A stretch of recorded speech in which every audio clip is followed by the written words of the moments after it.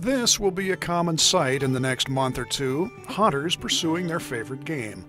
And oftentimes that game is found in habitat that includes tall grass or other material that's prone to fire.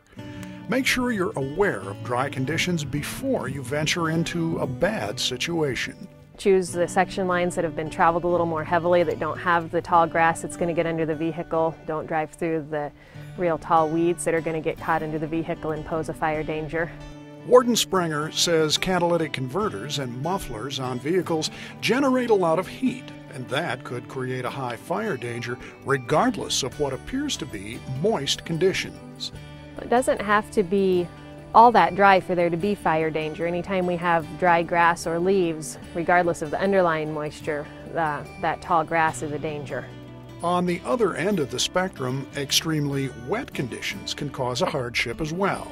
Try to stay on the gravel roads when we have wet conditions, as opposed to driving down a section line or through a field that's going to tear it up and get rutted and cause problems for the landowners in the future.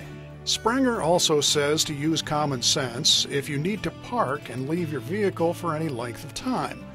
Make sure those farmers and ranchers can access their fields when they need to.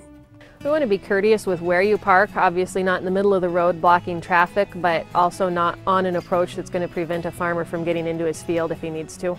The best way to maintain a good relationship with the landowner who was gracious enough to let you hunt his land is to make sure that when you leave, they don't even know you were there. This time, Jensen Outdoors.